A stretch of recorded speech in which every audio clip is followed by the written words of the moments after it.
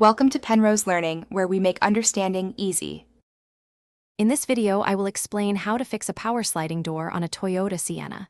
First, always check for any objects blocking the door's movement. Even small items can prevent proper operation.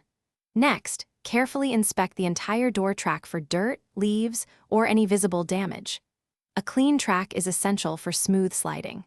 Finally, locate and examine the fuse for the power sliding door. A blown fuse is a common culprit. If the initial checks don't resolve the issue, let's look at the motor and cables.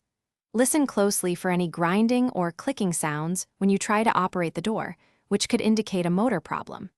Carefully inspect the cables that guide the door. They should be taut and free of any fraying. Applying a silicone-based lubricant to the moving parts can often improve performance and prevent future issues.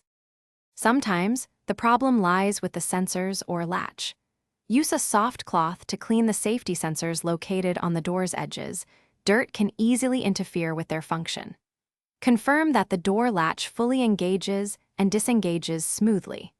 If the door seems misaligned, a slight adjustment can often resolve issues with closing or opening properly, ensuring a secure seal.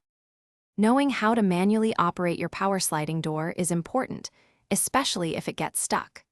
Consult your owner's manual for specific instructions on the manual override. If you've tried these steps and the door still isn't working, it might be time to consult a professional technician. Remember, routine cleaning and lubrication can significantly extend the life and reliability of your power sliding door system. Thanks for watching. If this was helpful, leave a like and consider subscribing. See you next time.